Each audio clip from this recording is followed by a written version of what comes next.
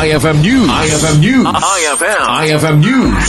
Sports. Agpakondisyon ken rugyanan ti training camp ti Gilas Pilipinas intun bigat aldaw iti Martes kas panagsagana iti FIBA World Cup Asian Qualifiers nga rumatsyada intun umay nga Nobyembre 28. Sumrek na gito'y iti Inspire Sports Academy iti Calamba, Laguna tapno masigurado iti perpekto a kondisyon sakbay iti first window iti qualifiers.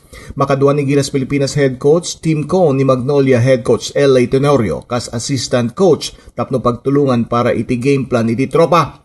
Balaksid ken Tenorio karaman pa iti coaching staff da Richard Del Rosario ken Patrick Partosa bayat ngagserbi kas team manager ni Al Francis Chua. Kabayatan na kinumpirma ni Coach Cone ang nainayon iti Gilas team ni Converge guard Juan Gomez Tiliano para iti nasao a qualifiers. Sa ganaan ti Gilas iti away game dagitoy kontra Team Guam into Nobyembre 28 amaangay iti mismo metlaing Guam.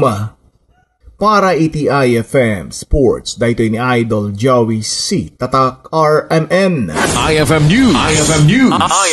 IFM News. Sports.